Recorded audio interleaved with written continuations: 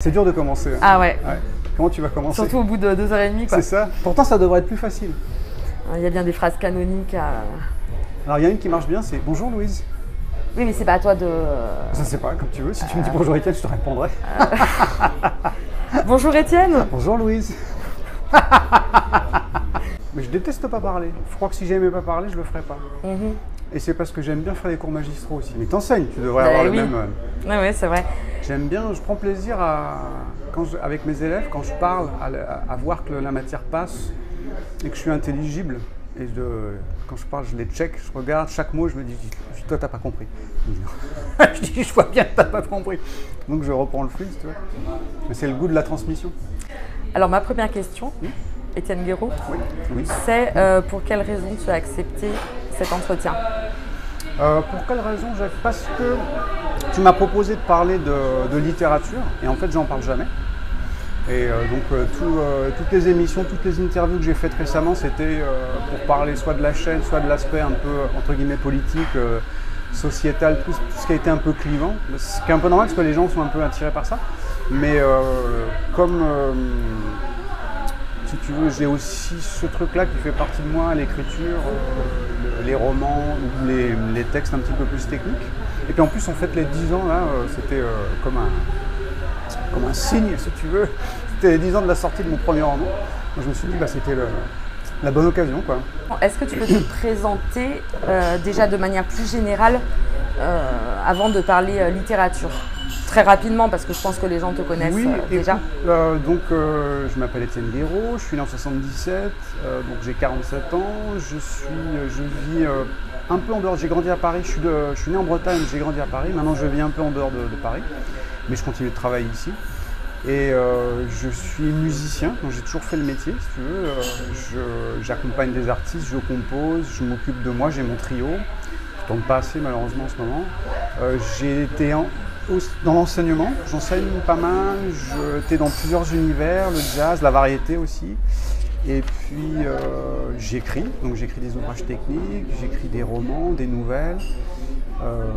Les romans, c'est une activité un peu à la marge quand même, mais ça m'a pris du temps quand même, donc c'est une activité importante dans ma vie. Et puis j'adore la littérature, enfin pas que la littérature, j'aime lire, je consomme beaucoup tout cet univers-là m'intéresse. Et puis, pour faire court, moi qui étais contre les réseaux sociaux il y a encore 10 ans, je suis devenu par la force des choses YouTuber.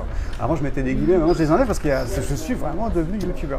En regardant quelques vidéos, j'ai constaté que les gens te demandaient comment te soutenir.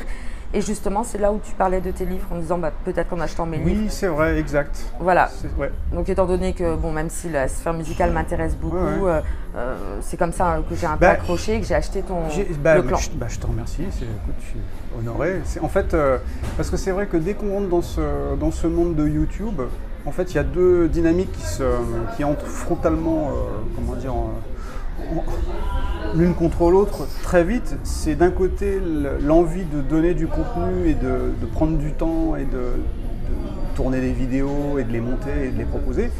Et puis cet univers-là, malgré tout, il est un peu chronophage. Et donc après, tu te dis comment est-ce que tu articules ça avec...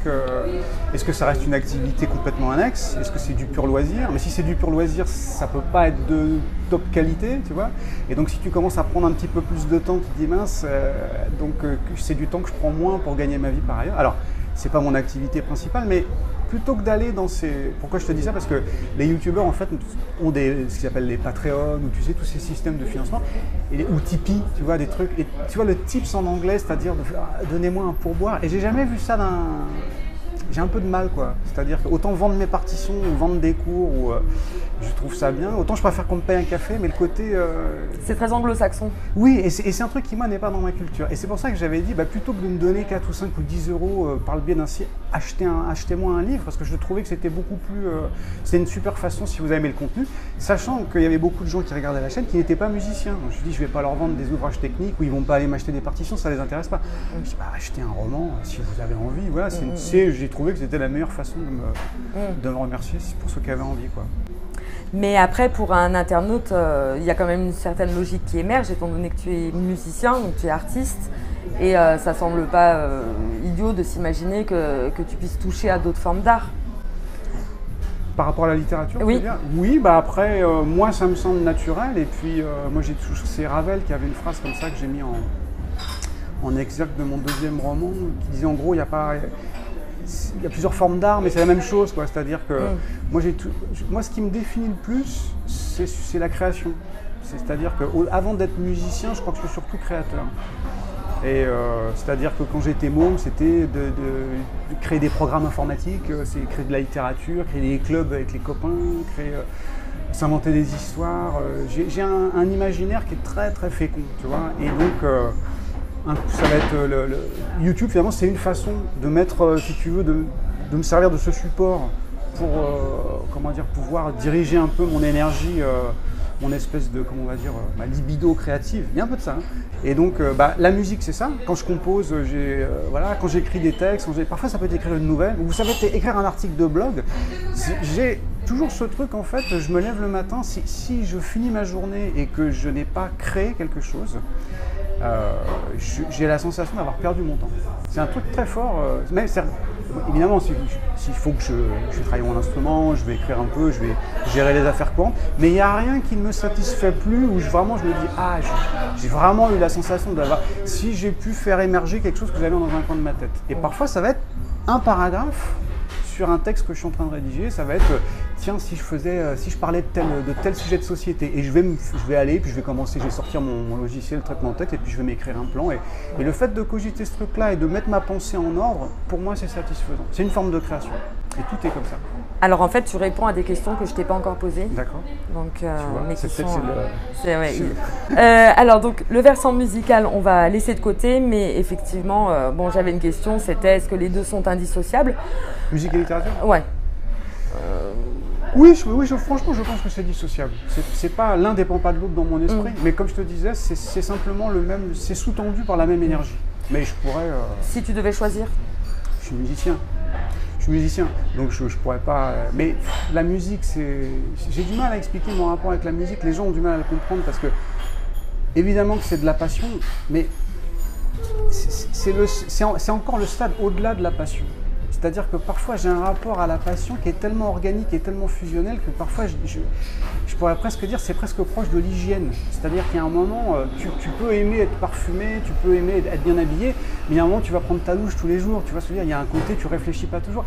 Il y a quelque chose pour moi qui parfois, je peux pas être dévoré, consumé en permanence. Donc parfois ça va être des petites choses, je me mets au piano, je reprends de vieilles œuvres, je compose un petit peu et c'est un truc que j'ai besoin de faire si tu veux, d'une manière parfois un peu douce, tu vois. Donc c'est en moi, ça fait partie de moi, je peux pas.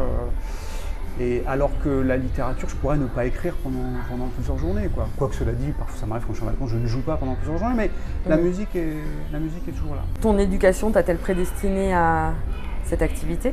Pas du tout. Alors, pas du tout. Pas d'un point de vue technique, c'est-à-dire que je suis pas du tout dans une famille, qui écrit ou comment dire.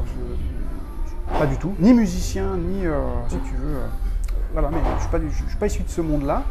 En revanche, ma mère était une très grande lectrice, elle est encore aujourd'hui une très grande lectrice, et elle m'a donné, et mon grand-père était, alors c'est un peu particulier parce que c'était un immigré italien, et donc il s'est vengé sur le français, il s'est fait un peu une vengeance culturelle sur le français, qui parlait très très bien, il faisait des mots croisés, il était très très fort, et donc il m'a donné aussi ce goût de l'amour de la France comme quelqu'un qui veut s'approprier une culture qui n'est pas complètement, c'est une histoire compliquée, mais qui n'était pas complètement la sienne. Parce qu'il était, il était né à Naples, mais de père corse, enfin, c'est très compliqué.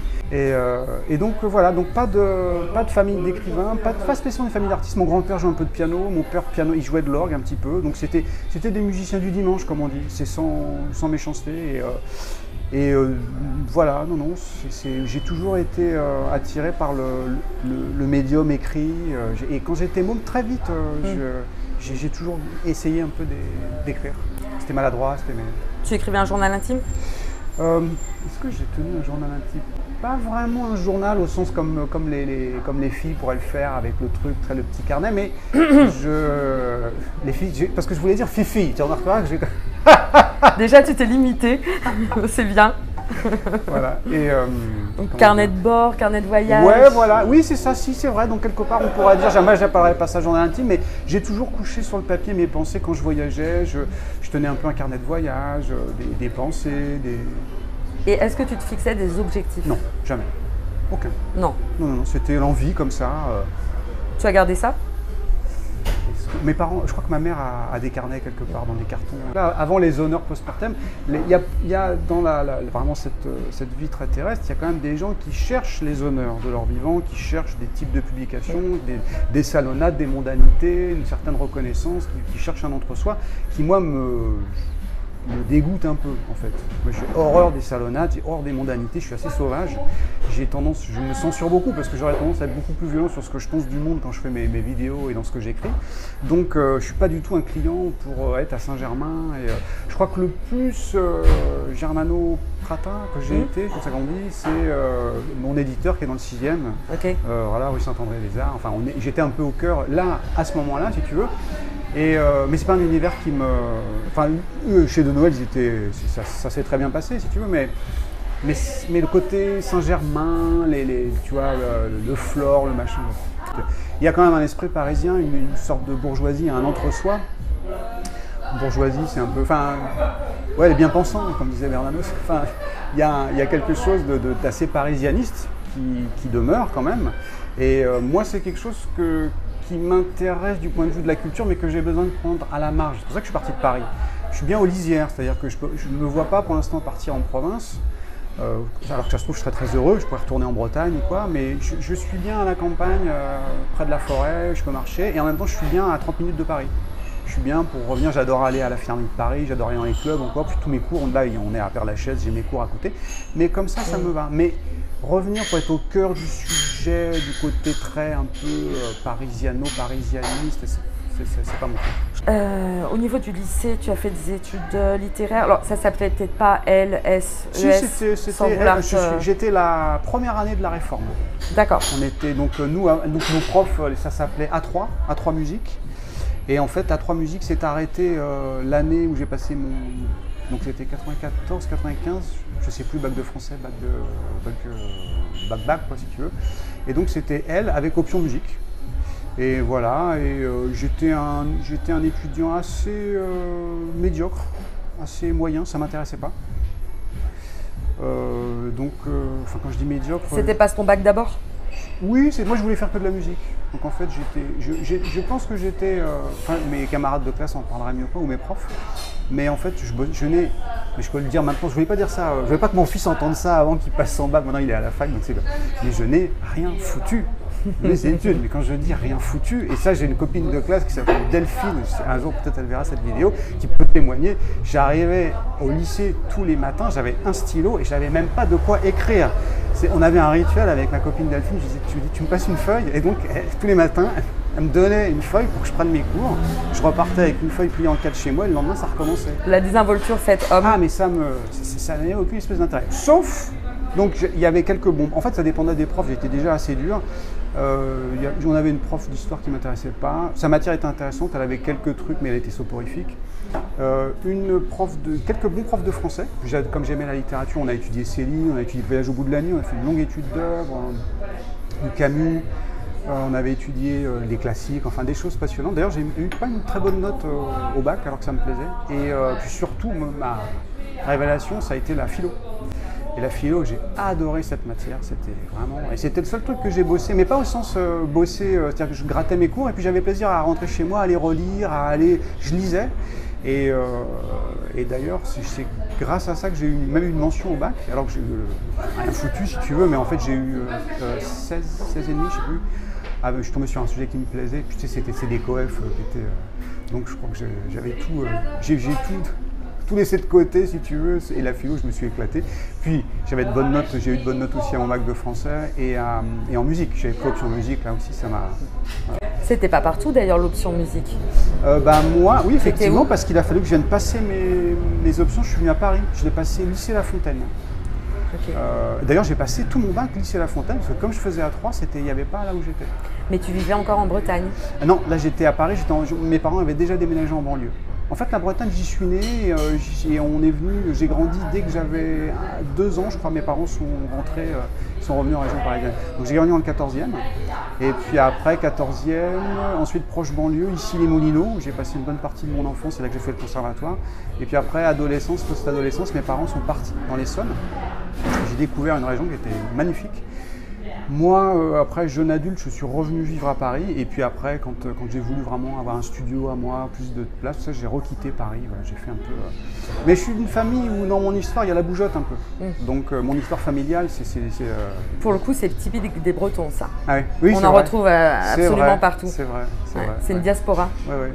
Maintenant, c'est les Parisiens maintenant qui vont tous en Bretagne. C'est terrible. Et donc pour finir ce truc-là, si tu veux, j'ai fait de la philo à la fac. Comme ça me plaisait, je me suis inscrit à Sorbonne, donc c'était Sorbonne Tolbiac. Et c'était génial, mais en fait, j'ai pas suivi l'étude parce que je me suis inscrit, je suis allé à quelques cours d'amphi, quelques télés, mais je faisais le métier déjà. Et donc j'ai tout de suite, j'ai arrêté, je suis resté inscrit 2 ans et puis ça n'est pas allé plus loin. Mais si j'avais pas eu la musique, je sais que ça me plaisait beaucoup. Ce que je lis cette semaine, je suis en train de lire un Brussolo, juste le temps on en parlait, tu vois, ça c'est de la littérature détente, qui s'appelle, ça je le lis sur tablette, alors je me rappelle plus le titre, mince, c'est un peu science-fiction un petit peu. Je pourrais te le dire. Et sinon, je viens de finir Le Mage du Kremlin d'Aim-Poli. Je ne sais pas si tu as lu ce. On me l'a offert, je n'ai pas encore lu. Très pareil. On me l'a offert aussi, donc je pense que c'est un gros succès de librairie. Toujours un peu réticent, et c'est vraiment bien. Très bien écrit. J'adore son style, c'est bien traduit. Tu lis tous les jours? Je lis tous les jours. Tu as un moment particulier? Le soir, sûr. Je lis toujours avant de m'endormir, quelques pages. Et en général, dans la journée, je prends toujours du temps en fin d'après-midi pour plus l'hiver en fait. Quand je sors en été un petit peu moins, mais je le fais quand même. Je prends toujours une demi-heure minimum pour me poser. Mais je lis pas que des romans, je lis aussi la presse. Pas mal. Okay. Voilà, donc je lis Le Monde diplomatique, je suis abonné. Je lis des essais aussi, pas mal si tu veux. Okay. Donc je vais. Tu vois, je grappille un peu des tas de. Là, je relis, je viens de terminer, j'ai relu Weber, L'éthique protestante et l'esprit du capitalisme. J'ai aussi ce type de lecture parce que, comme on était en train de. J'ai toujours des réflexions sur la chaîne, quand je parle avec des gens, je fais des sujets, je me dis mince, je pense aux enfants, à la société, au capitalisme, parce que j'ai beaucoup d'échanges avec les mecs qui me disent mais non, ce que tu dis, c'est pas vrai, je me dis mince. Alors parfois, je ressors des livres, tu vois, là, je relisais ça pour essayer d'avoir des réflexions sur le. Finalement, qu'est-ce que c'est que cet esprit du capitalisme? Qu'est-ce qu'on peut foutre de l'éthique ou de la morale dedans? Donc, mon premier réflexe a été de retourner lire Weber. C'est un peu chiant, mais très intéressant. Et voilà. Tu es entouré de personnes avec qui justement échanger en la matière? Tu as l'impression que... Pas vraiment. Okay. Pas vraiment. Ma femme n'est pas là-dedans. Avec mon fils, j'échange un peu. Avec des copains, je peux échanger un petit peu, mais je ne suis pas dans un monde entouré d'intellos, d'universitaires ou de gens lettrés. Et même les potes que j'ai dans la musique avec qui je tourne ne sont pas vraiment là-dedans, à part un ou deux avec qui je peux échanger, parler de société, mais sinon... Mais c'est pas quelque chose que je recherche. Ça t'évite de baigner dedans, voilà. Continuer. Je suis très content d'avoir ce côté moi où je vais être un peu à fond dedans, vers ce côté un peu... intello, pas au sens de, pas pour me faire mousser, mais le côté très cérébral, tu vois, un peu. Et le fait de, quand je lève le nez, d'être dans un univers où c'est plus léger, mais c'est pas du, c'est pas connoté quand je dis léger, c'est au sens, voilà, je passe dans autre chose et j'ai besoin de ça, parce que j'ai ça en moi aussi. Donc je suis content de parler de choses beaucoup plus légères, de faire la fête quand il faut, ou simplement de passer du bon temps, ou même de regarder une connerie si tu veux. Un programme, pas la télé, parce que je n'ai pas la télé, mais une série ou un truc, un DVD. J'écoute de la musique aussi beaucoup. Voilà, ok. Le jazz? Le jazz. Tu écoutes du jazz? C'est quoi ça? Qu'est-ce que c'est que cette bête-là? Je ne sais pas. Oui, bien sûr. Je ne te vois pas écouter de la variette, mais tout est possible. Non, ça dépend de ce que tu appelles variette. La variette au sens de la variette franchouillarde, j'en écoute très peu. Très peu, mais malgré tout, des grands textes, je vais écouter, voilà, c'est un peu toujours les mêmes choses. Hein. Gianni, Ferré, ces trucs-là. Mais c'est vrai que j'écoute plutôt de la musique classique. Là, j'ai découvert des œuvres de Guillaume Connaisson. Guillaume Connaisson, j'avais couru après parce que je voulais qu'il me file des cours d'orchestration à l'époque, mais il était déjà parti. Et là, j'ai découvert une œuvre, par le biais de France Musique d'ailleurs, Et c'est incroyable, quoi. Voilà, ça c'est un peu, je découvre des mecs et puis je vais me mettre, je vais aller gratter, tu vois, leur travail comme ça. On est à proximité du Père-Lachaise, donc Ouais. j'ai fait quelques recherches. D'accord. Enfin, très très peu. Hein. Ok. J'ai vu qu'il était enterré un certain nombre d'écrivains. D'accord. Oui, c'est sûr. Donc tu vas me dire rapidement, hein, tu n'es pas obligé de développer, c'est toi qui vois. S'ils te plaisent, si tu les as lus, s'ils t'inspirent. D'accord.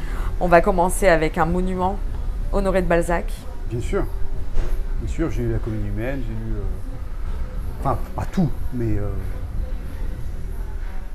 Qu'est-ce que je peux te dire? Oui, j'ai lu tous ces classiques-là, oui, bien sûr. Les romanciers du 19e. Un petit peu. J'ai lu, Zola, j'ai lu Maupassant, voilà, un peu tout ce... Quand j'ai commencé à écrire, en fait, j'allais chercher chez ces auteurs-là pour le style. Je voulais m'imprégner un petit peu de ce que c'était que la grande littérature, au sens vraiment le style léché, avant d'aller chez Proust, plus début 20e, si tu veux, et des trucs plus râpeux. Et je m'entraînais même quand je lisais Une vie, où il y a comment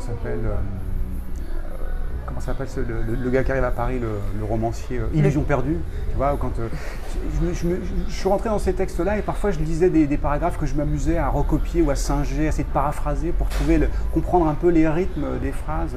C'était presque dans la formation, quoi, un petit peu. Après, j'ai lu, voilà, tout ce qui était un petit peu, en tant que Parisien, de lire un peu toute la Rastignac et consorts. C'est assez drôle de voir la modernité de tous ces personnages. Et donc Proust aussi, justement. Apparemment, Proust, il est enterré là. Oui, Proust, écoute, alors Proust, c'est Proust, comme disait Céline, c'est Proust. Écoute, Proust, donc j'ai dû lire La Recherche, pas intégralement, mais une bonne partie. Il y a quelques passages qui m'ont fait lire, avec Cottard notamment. Il y a des trucs très bien faits. Pareil, je l'ai abordé aussi en me disant il faut absolument avoir du Proust si on veut faire de la littérature sérieuse, aussi, pour ma culture. Et après... Tu l'as lu à quel âge? J'avais plus de 20 ans. J'avais passé... j'étais pas un ado ou quoi. Et voilà, écoute, certains y voient du génie. J'ai toujours un peu du mal à évaluer la sincérité des gens qui voient vraiment du génie là où il faut en voir. C'est-à-dire que moi, j'arrive à un âge maintenant, j'ai 47 ans si tu veux, j'ai plus besoin. Il y a des choses. C'était pareil un peu dans la musique. Il faut aimer certains pianistes, ou il faut aimer certaines œuvres, ou il faut aimer une certaine littérature parce que tu as besoin, si tu veux, ça fait bien, si tu veux. Maintenant, là, j'arrive à une période où c'est ce qui fait aussi le succès de la chaîne. Je sais que ça n'a rien à voir avec la littérature, mais pour moi, c'est la même dynamique. Je suis attiré, je vais défendre et je vais admettre ce que j'aime ou ce que j'aime pas profondément maintenant, quoi. Et donc, pour te faire courte, Proust, j'ai trouvé ça très bien. Pareil, j'ai essayé de repérer dans le style des choses qui me plaisaient. Je me dis, il ne peut pas y avoir une telle enflure autour d'un gars comme ça, il y a forcément des choses à prendre.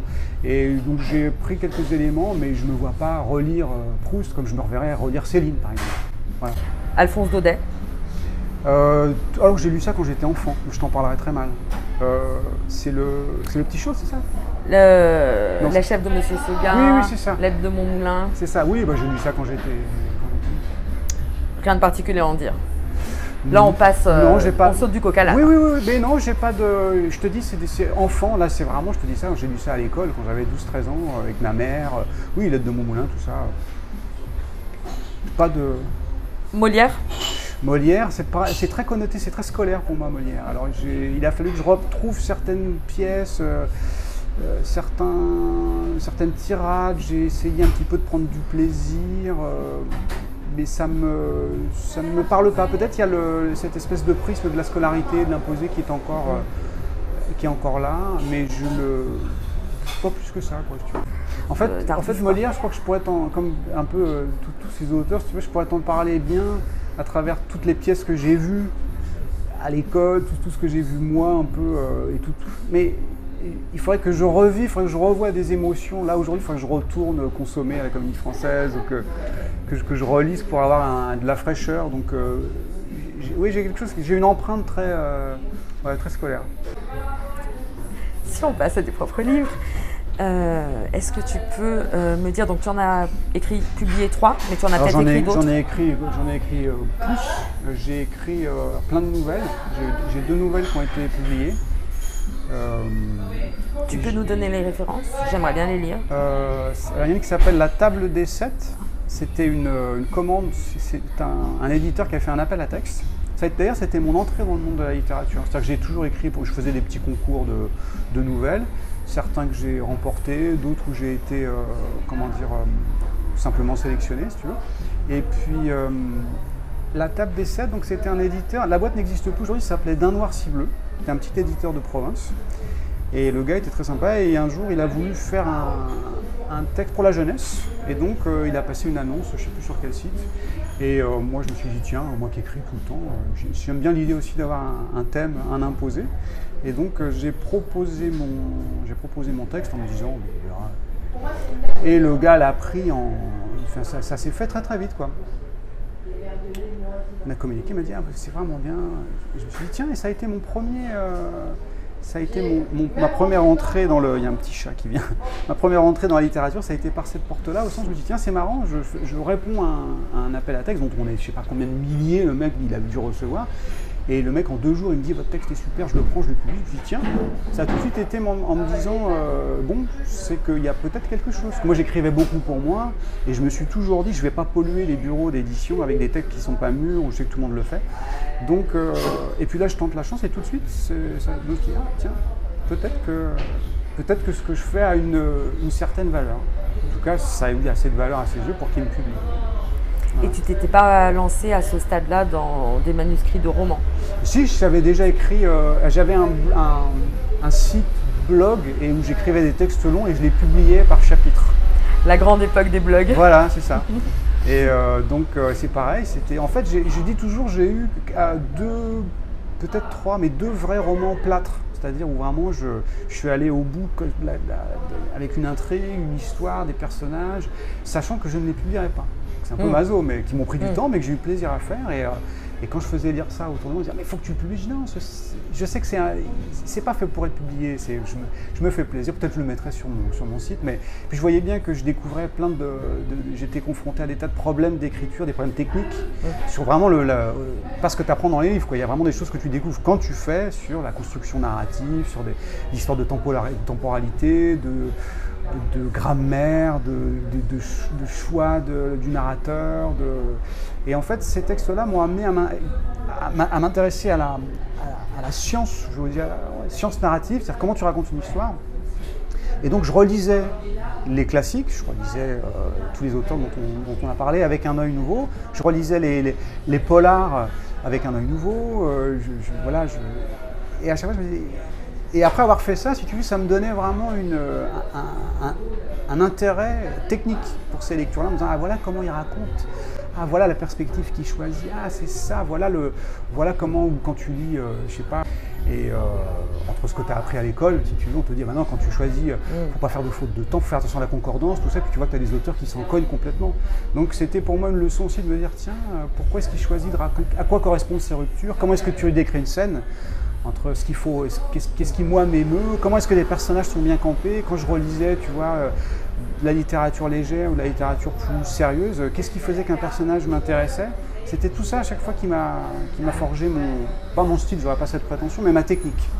J'ai appris en me disant, ah d'accord, c'était ça, comment raconter une histoire, quoi. Stephen King a écrit un bouquin, c'est une pépite sur l'écriture. Bien sûr que j'ai lu, comme tout le monde. Extraordinaire. Incroyable. Et puis un autre exemple de quelque chose que tu connais peut-être, c'est Eric Emmanuel Schmitt qui fait des formations. Oui, j'ai vu passer. Extrêmement bienveillante. J'ai lu ça, j'aime bien comme il écrit. J'ai lu La part de l'autre, un peu. J'en ai lu pas mal. L'Évangile selon Pilate. Je l'ai lu aussi. Voilà, j'aime bien. Maintenant, les formations, j'ai vu qu'il y avait Werber, pour le coup, voilà, qui fait ça aussi. Pourquoi pas? Pourquoi pas? Je suis toujours un peu dubitatif parce que peut-être que j'aurais pu le faire au tout début, si tu veux. Et d'ailleurs, j'ai acheté pas mal de bouquins sur la structure narrative, sur, encore une fois, comment des trucs... à un moment, je me suis dit, tiens, je vais faire un peu comment écrire un thriller, tous les ouvrages un peu de, entre guillemets, de blaireau. Enfin, pour moi, de blaireau apprenant, parce qu'en fait, tu n'apprends rien là-dedans. C'est-à-dire qu'en même temps, tu apprends tout, mais tu apprends tout ce que tu sais déjà, et finalement, c'est des conseils le bout du bout, je me suis dit à un moment, je crois que le meilleur livre, le meilleur conseil que j'ai pu lire et qui me semblait vraiment frapper au coin du bon sens et qui m'a parlé intimement, c'est celui de King. Il disait, il y a un moment, simplement, il faut s'y mettre. Et tu as la même chose dans les... Alors ça, j'ai pas lu ça dans un livre, et je sais plus quel auteur disait ça, où en gros, les auteurs, les jeunes auteurs sont un peu à la recherche de la martingale, tu vois, de chercher la formation parfaite. Ah non, mais je vais étudier avec... On a ça un peu dans la musique aussi. Il y a un moment, c'est simplement, il faut se botter le cul, il faut se lever, et il faut écrire tous les jours. C'est aussi con que ça. Et moi, la chance que j'ai, c'est que j'ai cette discipline. Et je crois que je n'ai pas besoin d'être dans un groupe, même je crois que j'aimerais pas être dans ce truc où je n'aimerais pas parler de ce que je suis en train de faire aux autres. Parce que quand on parle justement de cette espèce d'énergie créative, tu vois, j'aurais l'impression de me décharger d'une énergie dont j'ai besoin pour nourrir le... Et est-ce que là-dedans, il n'y aurait pas un peu de superstition aussi? Non, je pense pas. Je pense pas, c'est pas de la superstition, plutôt je sais que si par exemple je suis en train de développer une idée et que j'en parle à quelqu'un, je suis en plein dans un roman et que je pense que c'est un truc qu'il ne faut pas faire, mais ça c'est très personnel, je vais dire, commencer à raconter mon livre, et là tu as quelqu'un qui te dit ah ouais c'est pas mal, sympa, mais et là c'est-à-dire que tu te prends une espèce de doute alors que tu es en plein processus narratif, en plein processus créatif, il n'y a pas pire que ça. C'est-à-dire que moi maintenant je dis, tu as ton idée. C'est pareil quand je fais mes vidéos ou quand je compose, c'est soit si j'ai trop de doutes, j'en parle avant, je réfléchis, je me nourris d'autres œuvres, d'autres artistes, mais à partir du moment où le processus commence, là c'est un marathon, il faut aller au bout. Et je refuse de me juger, sinon c'est insupportable. Tu as un sentiment toujours que tu ne vas pas au bout des choses, et tu vas au bout de ce truc-là, tu finis ton thème, tu finis ton roman, tu finis ta nouvelle, tu finis ce que tu as à faire ta vidéo. Tu fais ce truc-là, tu le peaufines, et ensuite, éventuellement, tu en parles, tu te fais critiquer, tu en tires les leçons. Il y avait la correctrice chez De Noël, qui était une femme délicieuse, très très cultivée, qui avait corrigé les romans de tout le monde, de Boileau-Narcejac, que j'ai beaucoup lu aussi, j'étais fan de Boileau-Narcejac. Et elle me disait, vous savez Étienne, je disais, je sais que bon, peut-être que j'aurais pas le succès escompté, mais je m'en fiche un peu. Elle me dit, écrivez. Même écrivez contre un livre. Écrivez, si ça ne marche pas, écrivez contre votre livre. Écrivez. Est-ce que tu as des rituels, des manies, que ce soit des heures, des lieux, des phases? Oui, quand je suis sur un texte long, en général, j'ai deux modalités d'écriture. Le clan, par exemple, je l'ai écrit en tournée. Donc le seul rituel que j'avais, c'est pas un rituel, c'est ce que je me suis imposé, c'était d'écrire tous les jours. Et je peux te dire qu'en tournée, avec la fatigue, c'était vraiment parfois, j'y allais, j'avais pas envie, c'était vraiment pas une souffrance, mais j'étais là, je me dis, et d'avoir eu cette discipline, donc là c'est pas le rituel, c'est la discipline, m'a permis de sortir le clan et d'aller au bout en 14-15 mois, ce qui aurait été impossible, parce qu'avec la vie que j'avais, jamais j'aurais été chez moi bien. Et donc, avant le rituel, c'est plutôt la discipline où je sais que par exemple, là je suis en train de finir un texte, je me force à écrire tous les jours. Parfois j'ai pas envie, je suis dans d'autres choses, mais je me dis ne lâche pas ça, garde ce processus-là. Alors c'est un peu différent parce que c'est un texte technique, mais quand tu es avec des personnages, que tu les as, qui sont là, qui commencent à vivre, tu les connais, tu sais comme ils pensent, c'est tellement, tu es dans l'effervescence de l'écriture, je pense que là il faut aller à fond, quoi. Sinon, pour répondre à ta question, le rituel, oui, quand par exemple Skate City, je l'ai écrit chez moi, là j'étais plus cool, et là en gros c'était tous les matins, j'écrivais plusieurs heures. J'ai une pièce dédiée, j'avais mon ordi, je m'allumais ma petite bougie, ma petite musique, je me mettais dans une espèce de rituel. Mais je dois bien dire, et ça c'est marrant parce que je l'ai lu chez Stephen King, et je me suis dit putain mais c'est incroyable, je ne sais pas, mais ça doit vraiment être un truc de créateur. En même temps, je crois qu'inconsciemment, il y a aussi cette espèce de phase où tu repousses le moment de s'y mettre. Enfin, c'était pas. Moi, j'ai pris conscience, je me suis dit, c'est-à-dire qu'au début, c'est 5 minutes la bougie, après tu mets la petite musique, ceci. Et puis ce 5 minutes devient 10 minutes, 15 minutes, et puis finalement, je vais regarder un peu mes mails, et puis 30 minutes, 40 minutes, et jusqu'au moment de me mettre. Alors, c'est pas du tout l'angoisse de la page blanche, j'ai jamais eu ça. Parce que quand j'écris, même si j'écris un truc, même si c'est de la merde, même si je suis pas content, je sais qu'il faut y aller, il faut se lancer. Mais il y a un moment, j'ai vu que c'était cette espèce de. Comme un saut dans le vide. Tu vois, c'est comme une espèce de saut élastique où tu te dis, bon, tu sais qu'une fois que tu auras le câble qui va te tendre, de toute façon, ça va bien se passer. Mais à chaque fois, cette espèce de façon de se jeter dans le vide. Et je me suis interrogé, je me suis dit, mais qu'est-ce qui te fait peur en fait? Pourquoi tu repousses comme ça? C'est complètement con, il devrait y avoir un plaisir. Et je me suis dit, c'est marrant, je suis content d'avoir écrit, ou je suis content d'avoir joué, ou d'avoir composé, mais pas toujours de me mettre à composer ou de me mettre à écrire, à créer. La mise en œuvre, elle est douloureuse. Et en fait, je pense que c'est une espèce de doute. Inconsciemment, là, je me suis posé la question, je me dis, vas-y, fais ton introspection, à quoi tu penses? Qu'est-ce qu'il y a là en toi? Et en fait, quand je m'interroge, je me fais mon auto-psychanalyse littéraire, et là, tout de suite, ce qui vient, c'est la peur de ne pas bien faire, la peur de ne pas avoir autant d'inspiration qu'hier. Est-ce que ça va bien se passer? Est-ce que je vais réussir à dire un truc intéressant? Est-ce que ça va être bien? Atteindre, c'est l'équivalent, j'ai lu ça aussi quelque part, mais c'est très vrai, et tu le vois aussi dans l'enseignement parfois, tu sais, un moment de grâce, oui. Un moment suspendu où tu es dans le flux, quoi. Ah, complètement. Et ce truc-là, c'est magique, c'est addictif aussi. Ouais. Mais ouais, il y a ce truc-là de dire, je l'aurai pas, ou ça reviendra pas. Ou... Ouais. Et tu penses pas que cette idée de rituel, c'est un peu comme, tu sais, pour s'endormir, quand tu as des problèmes. Bon, je crois que tu es insomniaque. Ouais. Les rituels, notamment pour les gamins, c'est ça, c'est-à-dire tu pratiques une forme d'auto-hypnose et puis en fait ton corps, ton esprit s'habitue à l'endormissement. C'est peut-être un peu ça aussi le matin quand tu veux écrire, tu vois, tu mets la bougie, quelque part tu es aussi déjà… Oui, complètement. Oui, complètement. Bah, c'est comme ça que je le vis. Ah donc, non, mais c'est ça, mais c'est-à-dire le paradoxe, c'est que le rituel d'endormissement ou le rituel du repas ou le rituel de la toilette, si tu veux, il est jamais, c'est pas un truc que tu repousses. C'est-à-dire que j'ai un rituel d'endormissement, je lis 3 pages et puis après je dors comme une souche. Bon, après, 3 heures après, je suis debout et ça, c'est un autre problème. Je dors comme au Moyen-Âge en fait, j'ai un sommeil biphasique comme on dit. Et voilà, mais par contre, ce rituel de la littérature, je l'ai vraiment… J'ai pensé que c'était juste une espèce de mise en branle, que ce serait facile et qu'il me suffisait un petit peu de reproduire les mêmes gestes. Et j'ai vu ce truc-là se déliter et je me suis vu repousser le plus possible. Et là, je me suis dit, c'est pour ça que je te disais, j'ai analysé. Et effectivement, et après, une fois que tu es dedans, ça passe. Et effectivement, tu as cette espèce de montée en puissance. C'est assez sexuel en fait. Il y a vraiment une énergie, c'est très séminal. Il y a une espèce de montée comme ça, une espèce d'érotisation de la création. C'est bien mimé. De préliminaire, mais c'est ça. Il y a une érection. Il y a une érection, comment dire, au niveau de la pensée, au niveau de l'énergie. C'est quelque chose de très érectile. Et puis après, une fois que tu es sur cette ligne de crête, effectivement, il y a une espèce de flux. Là, il y a un truc très, très organique. Et je me suis vu cracher, être dans un truc. Et quand, tu vois, au niveau, pareil, de mon ressenti psychologique, quand je suis là-dedans, je m'entends penser, je me dis, comme si j'étais sur une piste de ski, et je me dis, putain, tiens le bon bout, faut surtout pas que tu sortes de ce truc-là, quoi. Je sens que je suis sur des rails, et je me dis, tiens, je l'ai là, je suis là, capitalise là-dessus. Et c'était juste ce truc-là, je me dis, parce que je savais que si ce truc-là était passé, je m'y remettrais pas en fait. Au début, je me suis dit, bon, ça va, ok, je vais répondre, c'est le facteur qui passe, par exemple, un truc aussi con, un colis à recevoir, je me dis, putain. Et je me suis dit, c'est pas vrai, et quand tu t'y remets, tu refais pas 2 fois dans la matinée cette phase de remontée en puissance, c'est épuisant. J'ai essayé, j'ai pas assez de talent pour ça. Qu'est-ce que tu fais après avoir écrit? Je fume une cigarette, non? Comment on fait l'amour?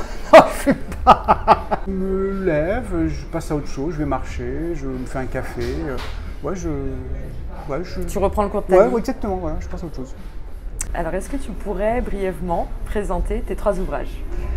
Alors, donc, Le Clan suspendu, c'est un roman dystopique qui parle de Sophocle, enfin, on rentre dans le détail si tu veux, qui est apparu il y a 10 ans. C'était en 2014, chez De Noël. Le deuxième roman que j'ai publié chez eux, c'est La Sonate de l'anarchiste, qui devait s'appeler d'ailleurs, les gens ne le savent pas, qui devait s'appeler Sonate pour un massacre.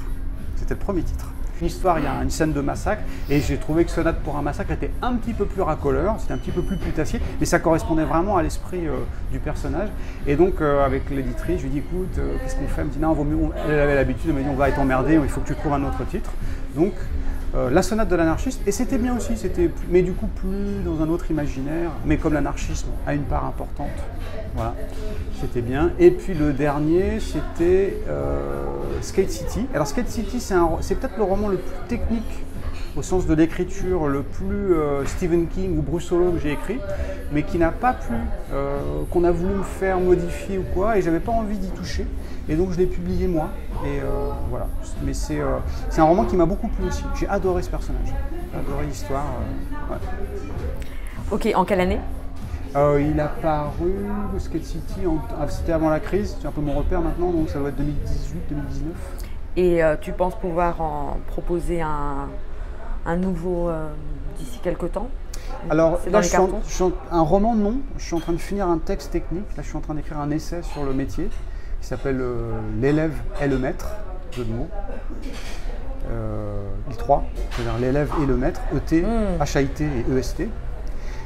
Mais je l'écrirai EST, l'élève est le maître, parce que c'est vraiment ça, l'élève devient son propre maître. Et donc ça me prend pas mal de... C'est pas un gros livre, mais comme c'est technique, je ne l'écris pas de la même façon.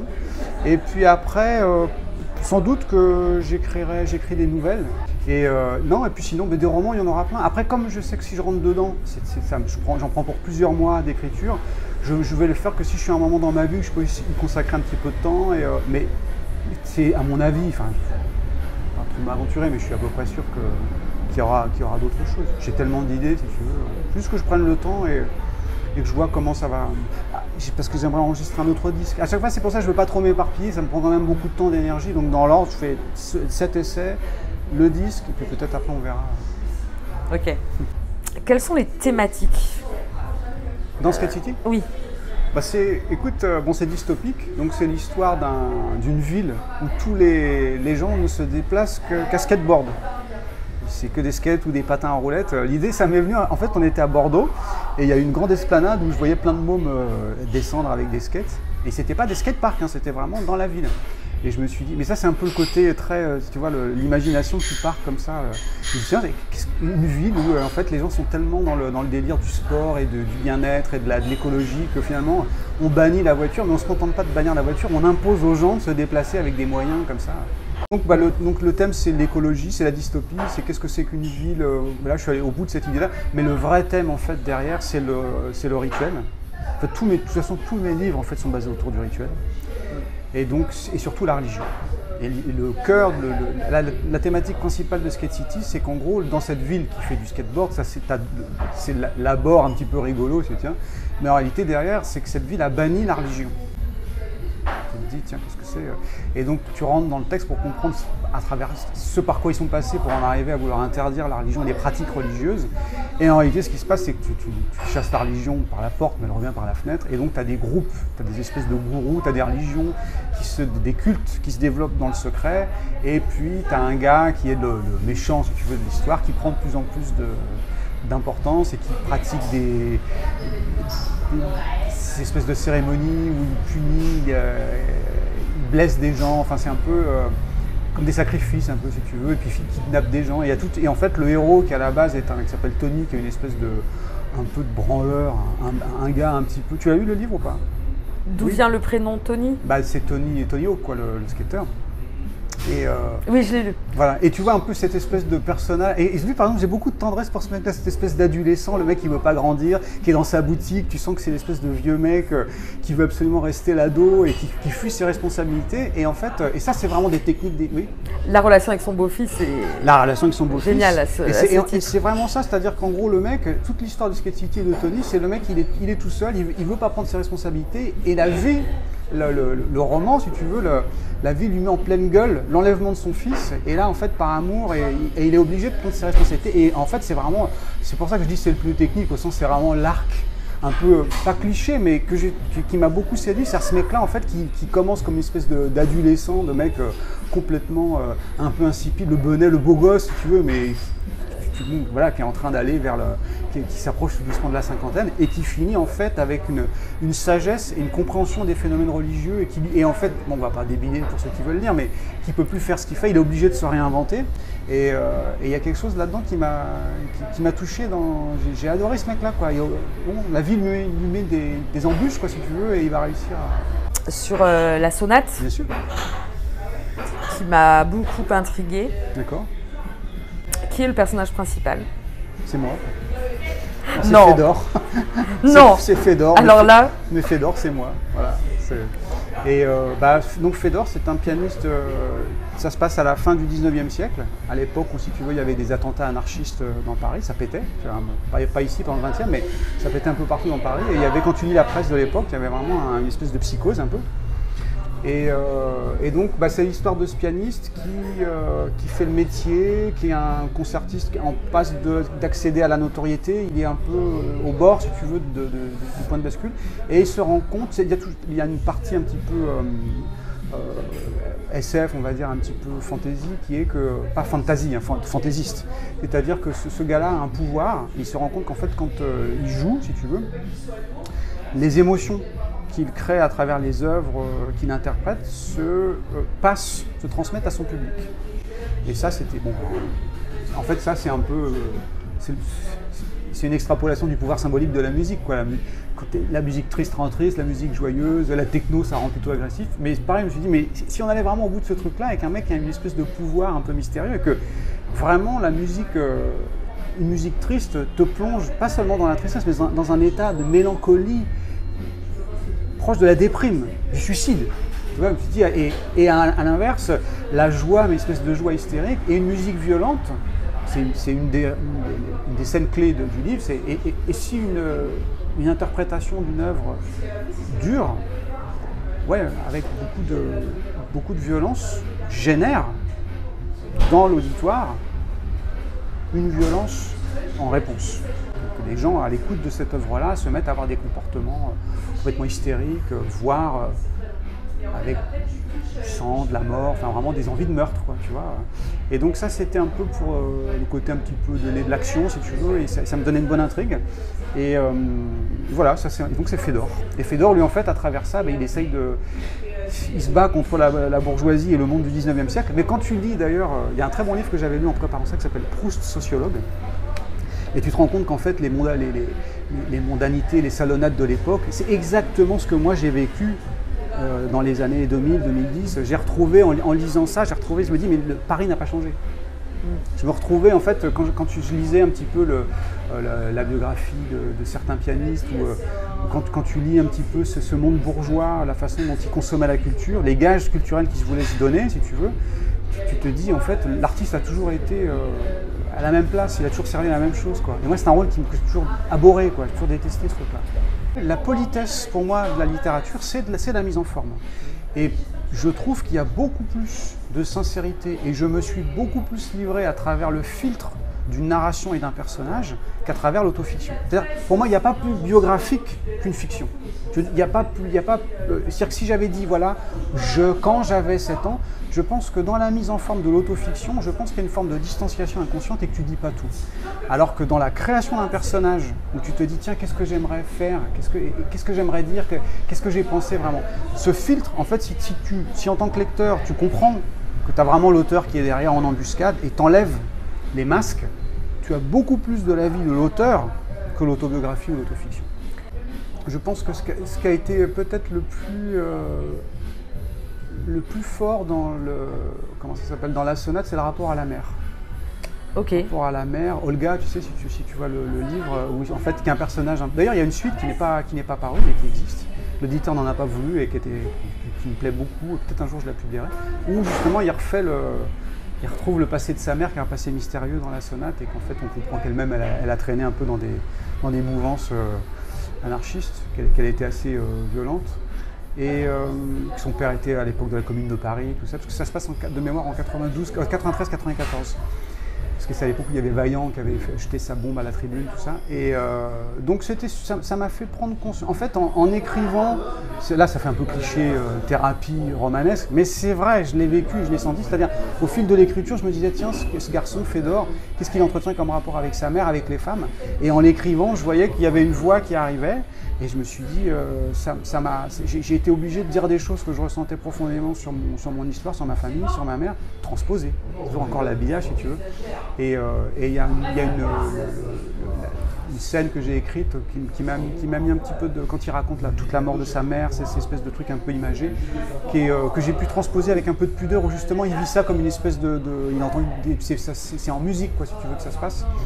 Et ça, voilà. Après, pour le reste, ça a été plutôt une espèce d'exutoire. Ça a été plutôt de l'ordre de la catharsis. La scène de massacre, ça c'est un truc que j'aurais rêvé de faire dans certaines soirées où j'ai été embauché, où on m'a traité comme une sombre merde, ou comme une espèce de larbin. Et j'ai jamais aimé être dans ce rôle-là. Et très souvent, ça m'est arrivé d'être la scène de Fedor, de jouer, d'être comme ça, de regarder les gens. C'est des trucs que j'ai vécu. Je me dis, mais qu'est-ce que je fous là? Mais qu'est-ce que c'est con? Mais qu'est-ce que j'ai pas aimé ça, tu vois, d'être une espèce d'artifice, une espèce de faire valoir pour certaines valeurs qui ne faisaient pas partie des gens qui m'embauchaient, mais parce que ça faisait bien, cette espèce de vernis culturel qui était complètement inauthentique. Et ça, c'est un truc, moi, c'est pas du tout dans ma structure. Et j'ai eu souvent j'ai beaucoup de violence en moi. Pas de la violence. Si je peux avoir de la violence physique en moi, mais j'ai une espèce de. Je me pondère beaucoup, en fait. Je lutte beaucoup pour essayer de. C'est ce qui fait que j'arrive à produire des choses qui sont toujours un peu sur le fil du rasoir. C'est que si j'enlevais ces espèces de garde-fous, et si j'enlevais cet habillage, cette docilité que je m'impose par rapport à la vie en société, il resterait, mais tellement, les propos seraient tellement durs sur mes vidéos, dans ma musique, dans ma littérature. Je serais célinien, je mettrais des points d'exclamation, je serais ordurier, j'ai même fait chier, ça. Et je me dis non, j'ai compris ça aussi, c'est pour ça, c'était bien pour moi d'avoir de la bouteille, de comprendre que ça peut passer un temps. Tu peux gueuler devant une caméra ou tu peux vomir ta colère sur le papier. Mais ça au bout d'un moment, ça passe pas. La sublimation. Voilà, il faut mettre ça en forme, il faut l'habiller, il faut mettre cette espèce de démon, cette bête-là, il faut l'avoir en soi, mais il faut l'habiller, il faut lui mettre une laisse. Et je trouve que c'est beaucoup plus intéressant de garder ça comme une nourriture pour t'aider, c'est un moteur, c'est quelque chose qui va me donner de l'énergie, si tu veux, mais je ne veux pas me laisser bouffer par ce truc-là. Donc, j'ai intériorisé ça, je me dis, voilà, la vie, elle est comme ça, il y a quelque chose de très tragique qui ne va pas changer le monde. Et donc je mets cette espèce de noirceur, cette bête-là, je lui ai mis une muselière et de temps en temps je la laisse un peu monter les dents, si tu veux, et ça me permet de nourrir des choses très, très profondes, très sincères. Mais ça se voit dans tes vidéos. Voilà, je sais que ça passe. Ça, je ne vais pas dire sointe parce que le mot est très mal choisi, mais ça perle, ça peut perler. Ouais. Et c'est là, et je peux pas, et j'essaye de me. Mais c'est très bien parce que c'est pas inauthentique. Enfin, c'est comme ça. On est dans, bon, enfin c'est bien du point de vue de toute façon, en fait, la sincérité aussi. Je préfère venir de là. Je préfère. De toute façon, je ne peux pas aller contre ça.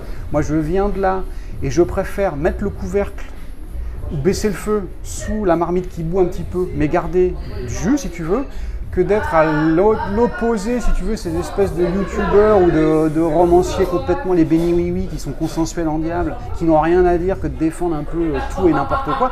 Je vois pas l'intérêt de je préfère des gens, même ceux qui se pensent contre moi, qui sont à l'opposé, mais qui sont sincères et qui vont au bout de leurs idées avec leur énergie. J'ai plus de respect pour ça qu'un mec qui veut plaire ou qui est d'accord avec tout. Je ne crois pas à ça. Tu m'avais dit que le travail préparatoire avait été hyper intéressant. Pour la sonate, oui, c'était très intéressant parce qu'en fait, ce que j'ai fait, c'est que pendant plusieurs mois avant de commencer à écrire le livre, et même après, quand j'ai commencé l'écriture, j'allais sur le site de la BNF, tu sais que tu as toutes les archives des journaux de l'époque, et je lisais le Petit Journal. Il y avait déjà le Figaro, il y avait tout ça à l'époque, mais il y avait le Petit Journal, et qui était une espèce de gazette, si tu veux, parisienne. Et en fait, on était le 11 mai, j'allais et je lisais 11 mai 1894, et je me lisais comme si j'étais dans la peau d'un Parisien. Et j'ai fait ça tous les jours. Et ça a été Alors, évidemment, j'ai lu beaucoup de biographies, j'ai relu les biographies de Satie, la biographie de Saint-Saëns, je ne sais combien de livres sur l'anarchisme, des livres d'histoire, sur le 19e siècle, Paris, Proust, la bourgeoisie, un peu... Beaucoup de livres sur la sociologie de l'époque, mais ce qui m'a le plus préparé, qui m'a le plus mis dans l'esprit, c'était ce truc-là, de lire tous les jours la presse et de découvrir dans plein de petits détails de quoi était fait le quotidien d'un Parisien, y compris dans le récit des attentats, parce qu'il racontait exactement comment ça avait été fait. Et donc à partir de là, ça a été quand même un travail un peu encyclopédique.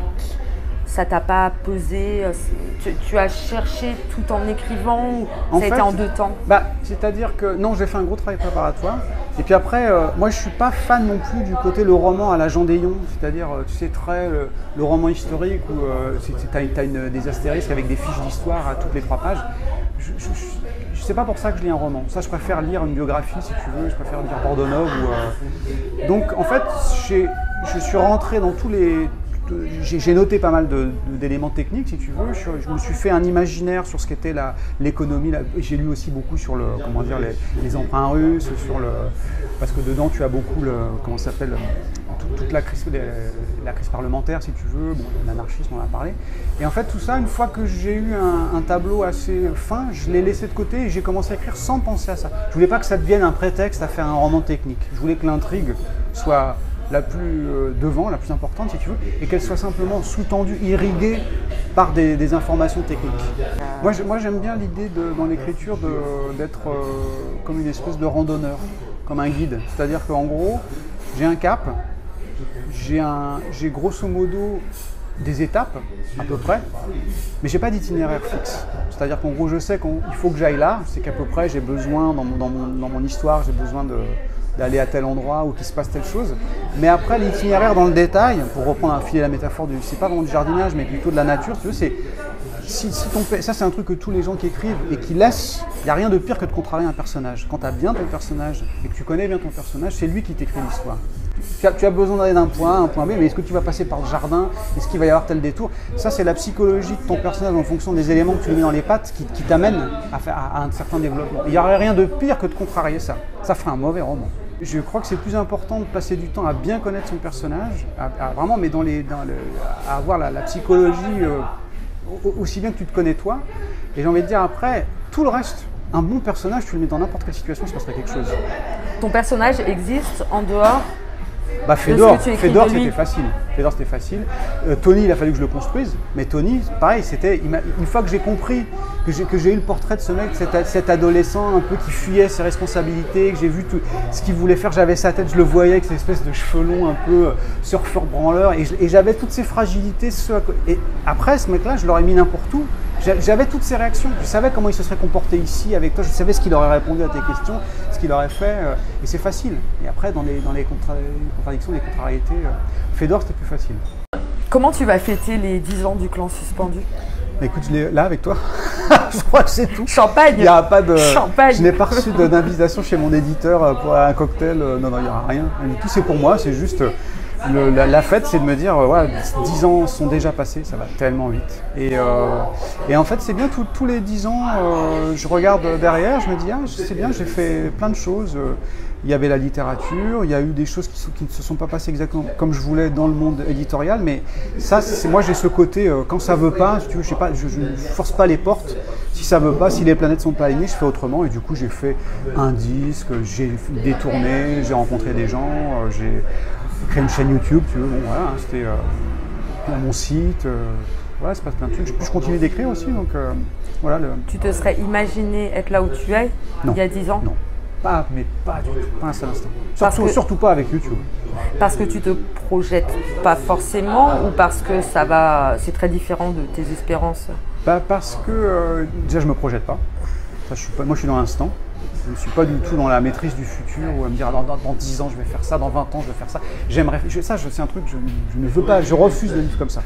Je me concentre sur le quotidien et après je veux bien dire, comme le principe de l'algorithme, si tout va bien et si ça continue, il n'y a pas de raison que je continue pas, ceci, ça. Mais après, de quoi la vie est faite? Et pourquoi je te dis, je ne me serais pas vu là-dedans particulièrement, surtout pour la littérature, peut-être j'aurais aimé avoir, j'y ai cru un moment, je crois, je me suis dit, mais si j'ai un succès de librairie et qu'on me demande un roman par an, mais pour moi c'était la vie de rêve, parce que je suis plutôt casanier, et je me voyais écrire un roman par an, j'aurais aimé cette vie-là, je me dis, mais ça aurait été génial, j'étais bien chez moi, et ce truc-là n'est pas arrivé, et j'ai refusé non seulement de le vivre comme un échec, non seulement de le voir comme une contrariété ou dans ce feu, je me suis dit, c'était une belle expérience. Maintenant, je vois bien que si je voulais continuer, j'aurais pu continuer, mais au prix de concessions ou au prix d'accepter que les éditeurs me passent des commandes. Et en fait, je rentrais dans un truc qui n'était pas ce que je voulais, parce que faire des compromis, pas des compromissions, mais des compromis, j'en fais déjà dans la musique depuis 25 ans, et je me suis dit, je ne vais pas me refaire la même chose dans la littérature. Mon premier roman, il a été publié comme ça. J'ai présenté un texte, il a été pris tout de suite. Et donc je me suis dit, alors il va falloir que j'aille reséduire des mecs ou qu'on me dise, non mais vous savez, là, il faut plutôt que vous parliez de ça, votre sujet là, il n'est pas bon, ou là, on va enlever tel chapitre. Et j'avais pas envie de ça. J'aurais pu, mais j'avais pas envie. Donc, et puis, pour répondre à ta question, la projection, il y a 10 ans, les réseaux sociaux, ce que j'en pensais, c'était une catastrophe, quoi. Les gens qui me connaissent sont morts de rire. Dans des soirées, je disais mais arrêtez avec les réseaux sociaux, c'est des conneries, perdez votre temps. Et donc aujourd'hui, je suis devenu youtubeur, c'est à mourir de rire, quoi, comme quoi. Mais j'ai envie de dire, et j'y suis arrivé à YouTube aussi par le biais de l'édition. C'est-à-dire que mes romans, quand je suis avec mon éditrice, quand on a commencé à parler de la diffusion, de la promotion, je lui ai dit, moi je te préviens, je ne suis pas du tout dans les réseaux sociaux en 2014. Là, c'est vraiment une date. Je lui ai dit ça, je lui ai dit, moi c'est 0. Elle me dit, mais t'inquiète pas, nous on s'en occupe. Nous on s'en occupe. On a ce qu'il faut, on fait ce qu'il faut. Et quand j'en parlais autour de moi, je dis alors, il paraît que je suis sur Facebook, et les gens me disaient, ouais. Je dis, ah bon, mais on m'a dit qu'il y avait une promo, non, j'ai pas. Attends, il est sorti ton livre, j'en ai pas entendu parler. J'ai dit, mais t'es sur Facebook? Il dit, bah oui, mais j'ai rien vu passer, mais il n'y a pas une page. Et en fait, j'ai pris conscience au fil des mois, puis au fil des années, qu'en réalité, si c'était pas le créateur, si c'était pas l'auteur ou le musicien qui se prenait par la main, en fait, personne n'allait le faire, quoi. Sauf peut-être les grosses stars qui ont des community managers ou des, comment ça s'appelle, des mecs qui gèrent le numérique, quoi, si tu veux. À part ça, c'est à toi de faire ta promo, quoi, et s'occuper de toi. Et finalement, c'est une expérience de vie qui est intéressante aussi. Est-ce qu'on te reconnaît dans la rue? Ça arrive. De plus en plus, surtout au concert. Quand je vais au concert, comme c'est forcément des musiciens, statistiquement en général, beaucoup de gens viennent me parler. Et puis de plus en plus, c'est pas tous les jours, mais ça arrive de temps en temps ou régulièrement, on peut dire. Là tout à l'heure, je croisais un mec dans le métro, c'est toujours sympa. Et c'était un danseur, il me dit on a une aide de voir. J'adore votre chaîne, c'est super. Dans la majorité des commentaires qui viennent de néophytes en matière de musique, moi le sentiment dominant que j'ai cru percevoir, c'est la gratitude. Oui, c'est vrai que très souvent, là encore la dernière vidéo, le nombre de fois où je lis merci, et ça au début ça me met un peu mal à l'aise, et ça je me force à l'entendre, parce que c'est un truc que moi je pourrais dire. Et je me dis, ça veut dire qu'au-delà du côté écriture de roman, ou au-delà du côté musique, ça veut dire que j'ai peut-être, et ça c'est un truc qui est nouveau pour moi, j'ai peut-être aussi un rôle à jouer dans la défense de certains aspects de la culture musicale en France. Tu sais, il y a plein de gens aussi qui mettent, ça m'a vachement intriguée, qui t'écoutent, ils ne comprennent pas ce dont tu parles, mais ils t'écoutent quand même. Alors c'est quoi? C'est la voix, la prosodie, c'est hyper intriguant ça. Alors je vais te dire, ça serait prétentieux de dire que je suis talentueux, et que ce qu'on me dit souvent, c'est l'éloquence. Le charisme. C'est pas un mot que j'ai lu, mais je pense que ça doit être le mot contigu, quoi, qui est juste derrière. Je pense que je dois avoir une façon de parler, de m'exprimer, qui est, et je pense, alors j'ai pas analysé, je vais pas non plus, tu vois, ça serait trop, j'ai pas l'ego, je vais pas me regarder toute la journée, alors pourquoi je plais aux gens, enfin à certaines personnes, mais je pense, à mon avis, le moteur principal, c'est la passion. Quelqu'un de passionné, c'est quelqu'un de passionnant. C'est pas compliqué. Quelqu'un qui aime sa matière, même s'il peut être moche, peut être ce que tu veux, un mec qui est habité, c'est quelqu'un qui va susciter de l'intérêt, si tu veux. Donc déjà, comme moi je suis passionné, si tu veux, je pense que ça passe. Et après, j'ai la sincérité. Et ça, je pense que les gens le sentent, y compris la sincérité dans ma façon de parler. C'est-à-dire que je ne suis pas dans le calcul, je ne m'écoute pas parler, j'essaye de faire attention de parler un bon français, mais j'essaie pas de me censurer, de bien dire. Et je dois bien dire que moi-même, quand j'écoute Jean-Pierre Petit, ou quand je vais écouter des conférences sur l'astrophysique ou quoi que ce soit, je ne bite rien, mais rien du tout. Et pourtant, je suis comme les gens qui me disent, je comprends rien ce que vous racontez, mais j'ai plaisir à vous regarder. Je fais pareil. Ça m'arrive de regarder des chaînes de vulgarisation de science, et le mec, Jean-Pierre Petit, c'est typique. Le mec fait des équations. Et moi, quand il y a des équations, j'ai eu, je crois, 2 en maths dans ma vie, quoi, tu vois. Et le mec, je le regarde faire des x au carré, c'est génial, je comprends rien, mais c'est fascinant. Mais ça, et en même temps, je suis content parce que c'est aussi une volonté pour moi de ne pas faire du nivellement vers le bas. C'est-à-dire que quand j'ai commencé ce truc-là, les gens me disaient « Ah, mais c'est bien, comme ça tu pourras faire des tutos, tu pourras montrer, apprendre à jouer le piano, ceci, cela. » Je dis « T'as des chaînes comme ça, il y en a déjà 1 millier, je suis déjà prof. Si je fais une chaîne, c'est pas moi pour aller vers le bas, pour aller au niveau des gens, pour récupérer des vues et pour titiller l'algorithme. Ce sera pour faire des choses, pour les tirer vers le haut, exigeantes. Et moi, je fais la moitié du chemin. Moi, j'accepte de prendre des œuvres connues et j'accepte de montrer. Je dis, mais par contre, ce sera aux gens, ceux qui ont envie, ce sera à eux de faire la moitié du chemin. Il est hors de question que je fasse un truc. Alors, vous voyez, ça, c'est la note blanche. Ça, c'est la note noire. Vous voyez ? Est-ce que tu voudrais me parler, en l'occurrence, du personnage d'Eastman ? Écoute, Ismen, donc le personnage du clan suspendu, c'était un peu risqué pour moi, c'est une vraie gageure de choisir un personnage féminin comme héroïne, tu vois. Et je me suis dit, oulala, ça va être casse-gueule. Et en fait,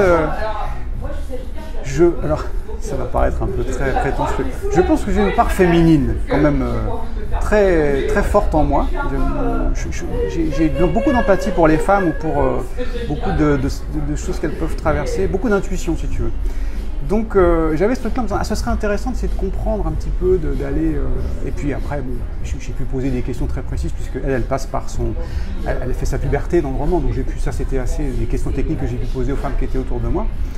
Mais voilà, c'était intéressant. Et puis Ismen, encore, elle a un bel arc narratif, quoi. Elle commence enfant, complètement naïve, elle découvre le monde, elle est dans cette espèce de clan où on lui cache tout, et puis elle a en elle, et ça c'est quelque chose que tu vois avec certains... Toi, nos enfants, ils ont tous des personnages différentes, et puis tu en as un parfois qui est plus curieux que les autres, c'est celui qui démonte. Je sais pas pourquoi, il y en a un qui démonte, qui veut comprendre comment le réveil est fait, qui va... Et tu as des mots comme ça, je me dis, Ismen, elle est comme ça, elle veut comprendre, elle veut savoir, et c'est elle qui va comprendre pourquoi ils sont là, pourquoi ils sont cachés dans les arbres à dire du Sophocle à longueur de journée, à répéter comme ça, une tragédie. C'est elle qui va décrypter un peu tout ça. Il y avait un univers, si tu veux, névrotique qui était moins fort, par exemple, que pour Fedor ou pour Tony, parce qu'étant donné que c'est une gamine qui a grandi dans un univers un peu monomaniaque, où il n'y a que, que de la tragédie grecque, si tu veux, et avec un environnement culturel assez limité, elle n'avait pas la possibilité, un peu comme un enfant sauvage, d'avoir un passé avec des traumatismes sociétaux qu'aurait un gamin de la ville. Elle, son univers, c'était de grandir dans un village perché, et tout son univers, ça se réduit à ça. Ses frères, ses sœurs, la fratrie. C'est Mowgli ou Victor de l'Aveyron Parce qu'elle n'a pas de passé. Oui, c'est ça. C'est ni l'un ni l'autre, je dirais, parce que Mowgli, c'est avec les animaux. Parce qu'il y a un côté, les enfants. Elle a un passé sans le savoir. Enfin. C'est ça, voilà. Elle a un passé sans le savoir. Qui la traverse. Voilà, c'est ça.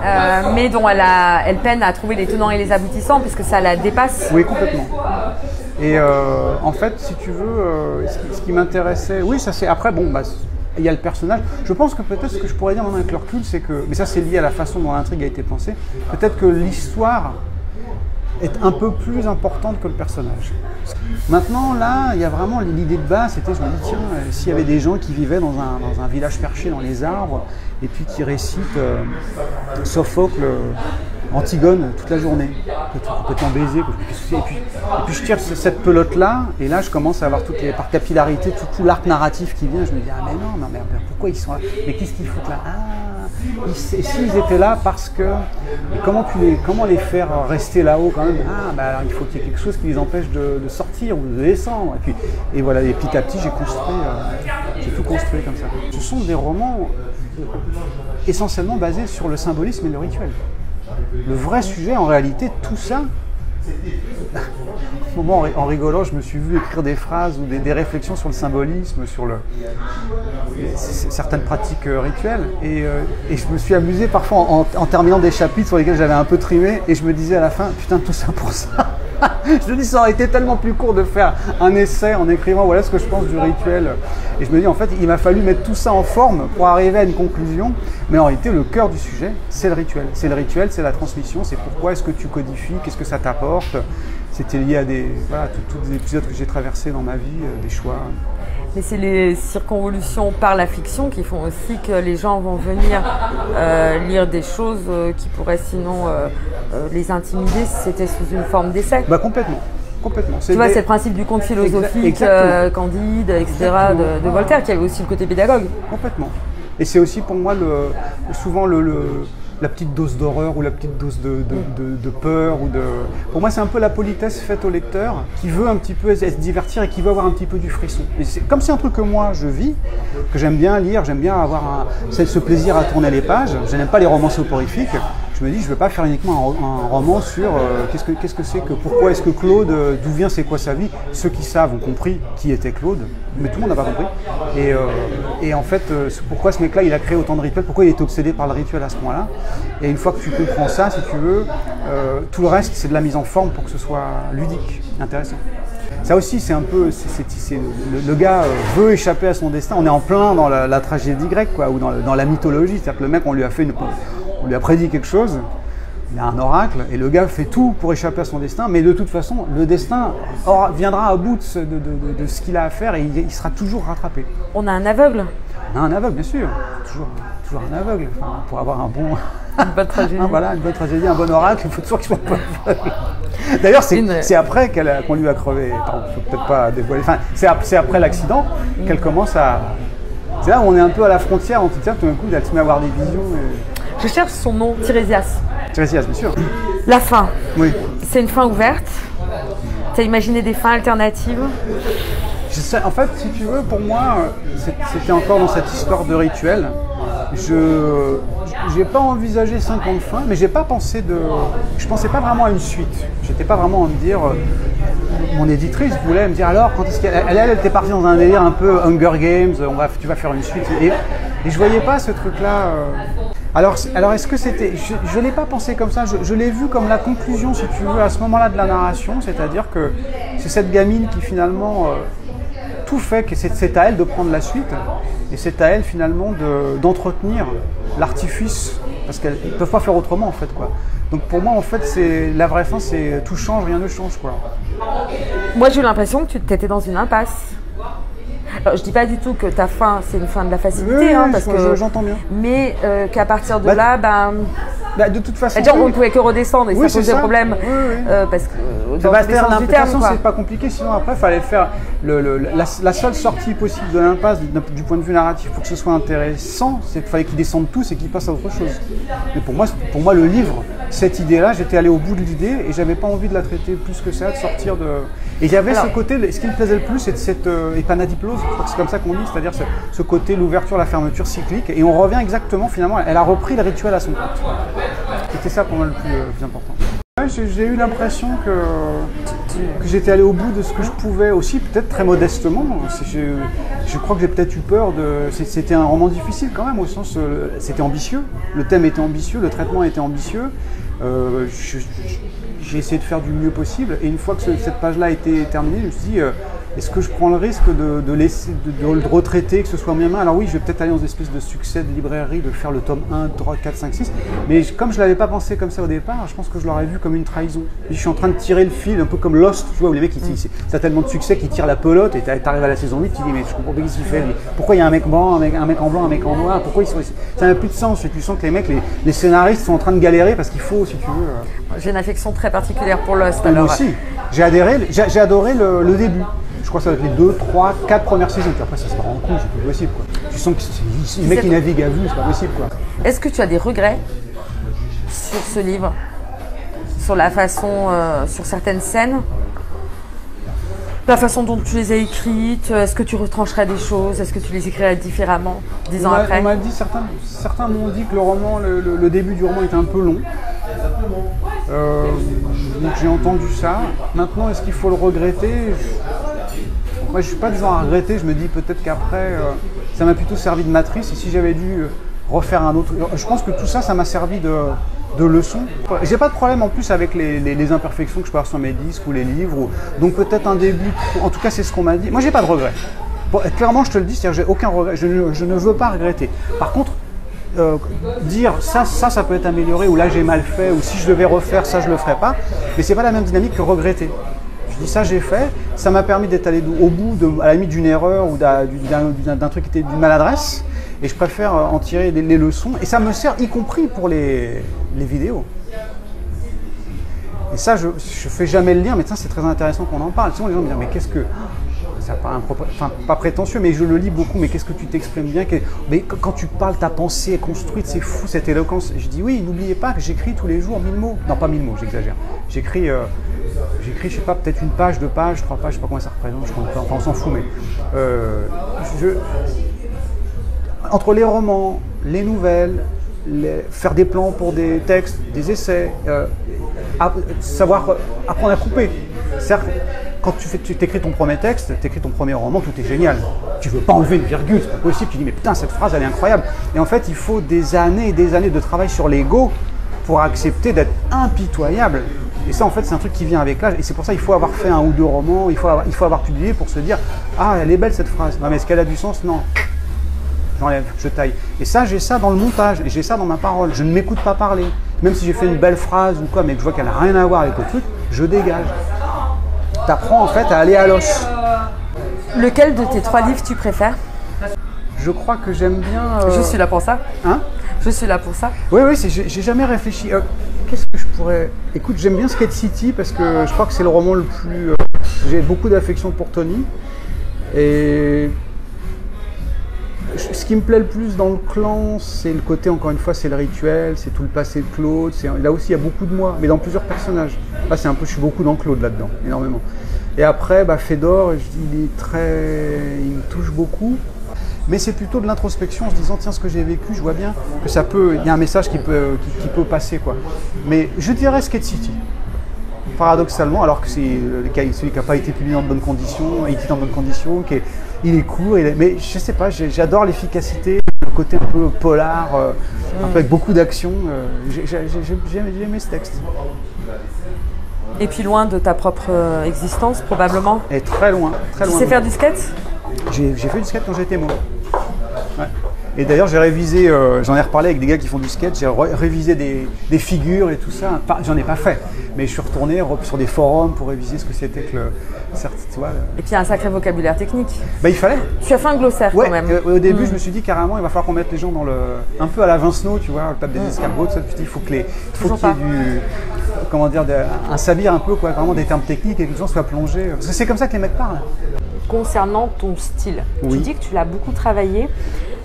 Au niveau des dialogues, on a vraiment une impression de réalisme. C'est quelque chose, c'est ce sur quoi tu passes le plus de temps. Écoute, après, je suis pas un styliste non plus. C'est-à-dire que, je vais te dire franchement, mon rapport au style, c'est plutôt un rapport à la technique.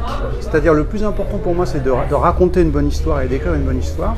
Et après, comme je te disais, j'ai voulu quand même, par amour pour la littérature, qu'il y ait un minimum d'écriture et que ce soit agréable, qu'il y ait un peu de vocabulaire. Peut-être, tiens, tu me demandais les regrets, par exemple, peut-être que si j'avais refait, en même temps ça allait bien avec le côté tragédie, j'aurais peut-être simplifié 2-3 mots qui étaient un petit peu complexes, qui moi me semblaient évidents, mais les retours que j'ai eus, les gens ne savaient pas. Je me dis, ah mince, peut-être que là je me suis payé de mots un petit peu, et je pense que j'aurais pas réécrit, ça c'était un peu la maladie de l'auteur, peut-être qui a peur de ne pas paraître assez sérieux. Ça c'est un truc dont tu te défais après, quoi, si tu veux. C'est pas un regret, c'est comme ça. Mais je sais qu'aujourd'hui, ça m'a servi de leçon. Quand j'ai besoin de dire, si j'ai un mot simple pour désigner un concept simple, je vais l'employer. Si je désigne un concept complexe ou qui a besoin vraiment d'être désigné avec un mot adéquat, je vais employer un mot. Et ce ne sera pas dans ma tête, comme je le fais, que c'est vraiment sincère, il n'y aura pas de trahison, il n'y aura pas d'artifice. Donc mon rapport au style, c'est surtout un rapport musical en fait. C'est-à-dire beaucoup, il faut que ça coule. Je me relis, je suis pas comme Flaubert qui lisait à voix haute, mais je bute dès que je sens qu'il y a dans mes relectures, dès qu'il y a quelque chose qui me heurte dans le rythme de la phrase. Ça, c'est un peu le seul style, à part vraiment des trucs de base, éviter les répétitions, éviter les lourdeurs, éviter les phrases à tiroir, si tu veux, avec 1 milliard de d'incises où tu te fais plaisir à la Proust. J'ai pas envie d'écrire comme ça, si tu veux. Donc c'est toujours un équilibre de style, la musique, et puis pour répondre à ta question des dialogues, ça c'est le côté, c'est ma passion un petit peu pour l'univers des séries, du cinéma, d'avoir des espèces de répliques qui soient très percussives, un peu très théâtrales, tu vois, quelque chose qui soit très vivant, et j'essaye d'avoir ce truc-là. Qu'est-ce que tu trouves le plus difficile à écrire? Les scènes d'action, les descriptions, les débuts de chapitres, les chutes? Chaque fois que j'ai été confronté à une description, j'ai été toujours confronté à un dilemme, à me dire quel degré, vraiment la description passive, froide, morte, tu vois, avec une caméra qui est posée. Non mais quand je dis morte au sens, tu un peu la description naturaliste, quoi, si tu veux. T'es obligé d'en passer un petit peu par là. Et je me dis quel temps je prends pour ça, quelle dose d'information, quelle dose d'ennui je vais générer, comment est-ce que je vais faire passer un truc. Ça a été un petit peu toujours mon rapport à l'équilibre de l'ensemble. C'est ça peut-être qui m'a pas le plus difficile, parce que c'est pas compliqué, mais où j'ai été le plus sur des œufs. Après, les dialogues, c'est facile, et les scènes d'action, c'est ce qui entre guillemets, ce qui me plaît un peu. Mais en réalité, tout est dur. Tout est facile ou rien n'est facile, ou tout est dur et rien n'est dur, quoi. J'ai envie de dire, à chaque fois, je vais tomber sur une partie qui est délicate. Ouais. Mais alors, il y a un autre élément dont je n'ai jamais parlé, que je peux te donner, qui est important, c'est que et ça, les gens peuvent le comprendre, c'est-à-dire que j'ai travaillé la musique, j'ai travaillé l'harmonie, j'ai travaillé le piano toute ma vie, depuis que je suis enfant. Et j'ai été dans un rapport hyper technique à l'harmonie, par exemple. C'est-à-dire que j'ai appris, j'ai enseigné, j'ai un degré de connaissance académique, si tu veux, qui est extrêmement élevé. Et ça, je l'ai dit sans fausse modestie, c'est une pure réalité.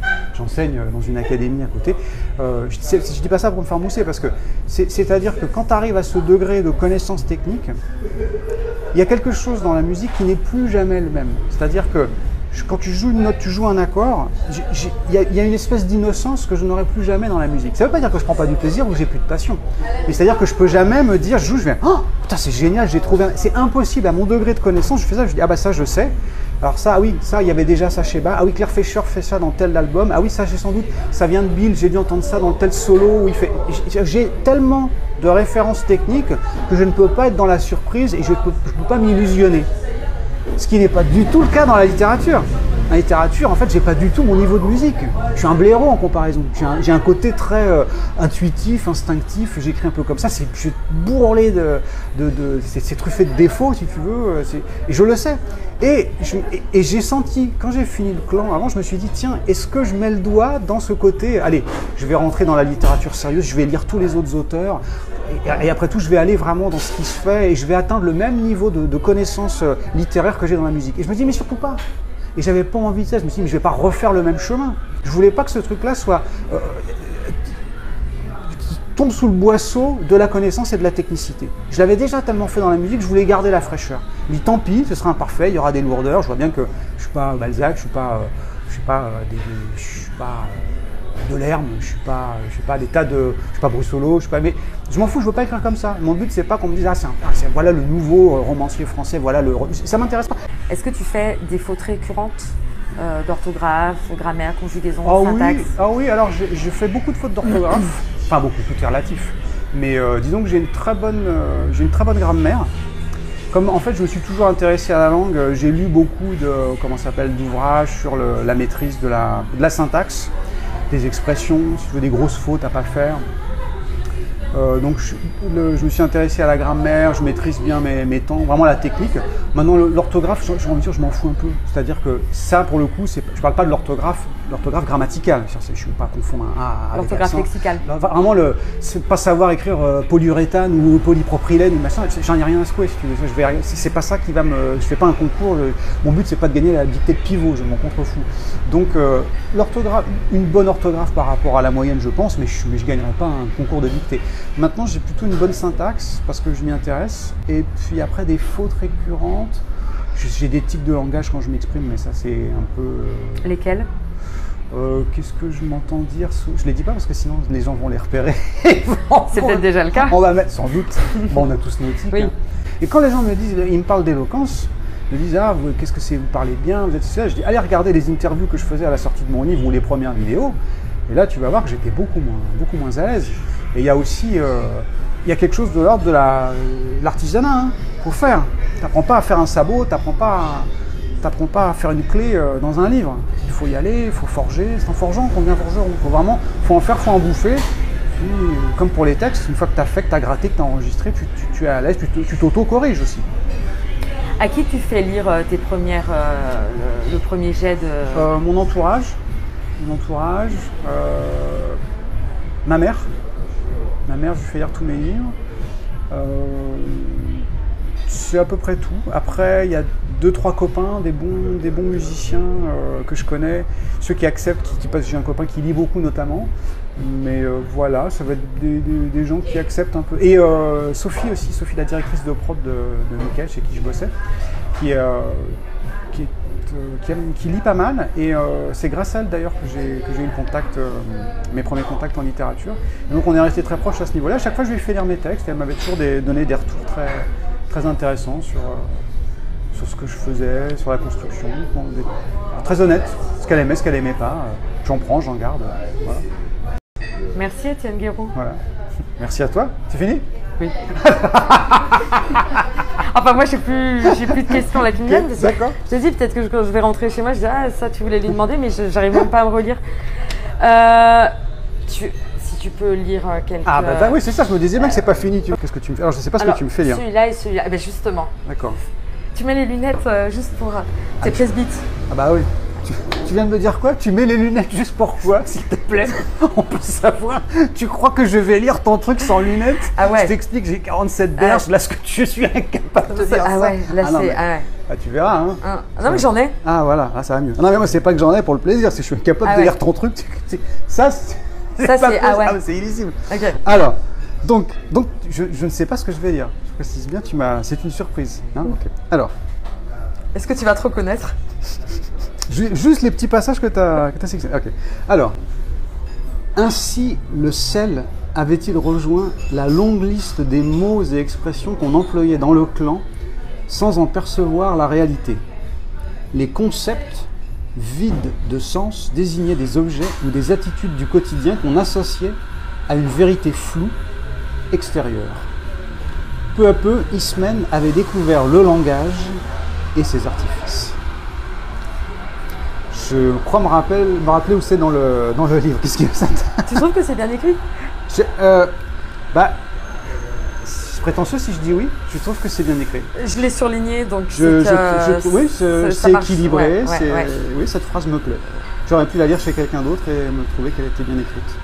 Coincés au milieu d'une étrange chaîne alimentaire, les hommes chargés de capturer des animaux étaient eux-mêmes l'objet d'une traque impitoyable. Ils étaient à la fois chasseurs et chassés, prédateurs et proies. Fallait-il s'attacher à Polynice dans ces conditions? Oui, là c'est plus... Oui, c'est pas mal, il y a un bon équilibre avec le point-virgule. On aime bien, hein? Voilà. Toutes ces journées passées dans l'attente, dans la certitude que le monstre va vous prendre, qu'une main crochue va vous agripper. C'est usant, tu sais. Il m'est arrivé d'espérer qu'Anne se montre une bonne fois pour toutes, qu'elle m'attaque franchement. Ce serait la fin, je le sais bien. Je serais condamné. Qui parle? S'il n'y a pas de E, donc c'est pas Ismène, c'est un homme, c'est Aimon. Non, c'est Polynice. Il va falloir lire le livre pour le savoir. C'est un garçon de toute évidence, mais je ne sais plus. Ah là, tu vois, tu m'as... Non, là, je ne sais plus qui parle. Je t'ai piégé. Ah oui. Alors, je me suis demandé si c'était des trouvailles personnelles ou si c'était des images que j'ignorais. Dorénavant, je serais plus silencieux qu'une chenille. Qu'une chenille? Oui, bah oui. C'est tellement... Mais c'est ça. Ça, c'est un petit bonbon. Ça, typiquement, je me suis dit, j'allais pas reprendre la métaphore de la carte. Je me dis, ils connaissent pas la flotte, ils ont pas... Mais qu'est-ce qu'ils ont autour d'eux qui parlent pas? Et bien, c'est mieux qu'une chenille. Dorénavant.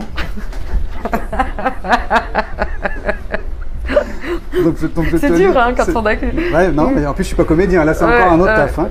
Dorénavant, je serai... Et si je fais la vraie prononciation comédie française, on dit « et » normalement. Donc, dorénavant, je serai plus silencieux qu'une chenille. Et voilà. Et pourquoi la chenille? Parce que je me suis dit, j'allais pas dire muet comme une carpe, où il me fallait une métaphore. Là, typiquement, c'était de la petite... C'était pas des trouvailles de style, il faut rester modeste, mais je me suis dit, tiens... Dans l'idée d'avoir des mômes qui n'ont rien connu d'autre que cet univers dans les bois, qu'est-ce qu'ils ont vu? Je me dis, tiens, une chenille. Puis j'aime bien le mot, je trouve ça cool, muet comme une chenille. C'était drôle, tu les vois bien ramper. De ses bras rondelets, Séraphine lui tendit une galette agrémentée de minces filets de gibier. La viande était dure et il fallait mâcher longuement. Les contentements d'une chair tendre, agréablement faisandés, demeuraient rares. La plupart du temps, on ingérait les produits de la chasse sans délai, sans se permettre le luxe de laisser la subtile putréfaction faire son œuvre. Là, la phrase peut-être la plus philosophique en fait peut-être là-dedans, c'est quand elle parle du Père Noël et qu'elle prend conscience. Je ne sais plus ce qu'elle dit. Comment peut-on convaincre à l'inexistence de quelque chose qui n'existe pas? C'est le truc intellectuellement le plus ambitieux, j'ai trouvé. Merci beaucoup pour m'avoir donné de ton temps. Merci à toi, écoute, c'était très sympa. On a papoté, tu as beaucoup de matière là, je sais pas si j'ai beaucoup parlé. Ouais, j'ai de quoi faire. C'était intéressant. J'étais content parce que, comme je te disais, en plus, je ne parle jamais de littérature. Et comme c'est les 10 ans du roman, j'étais content un peu. Je ne sais pas si ça intéressera les gens, mais c'est un univers. J'étais content de partager ça parce que ça explique, je pense qu'il y a beaucoup de clés à travers la littérature et mon rapport à l'écrit. Ça explique beaucoup de choses, je pense, pour les vidéos. Et voilà, c'est encore une autre clé de compréhension pour ceux que ça intéresse. Merci beaucoup. On te retrouve Merci. sur YouTube très rapidement. Ouais. Au revoir. Au revoir, Louise.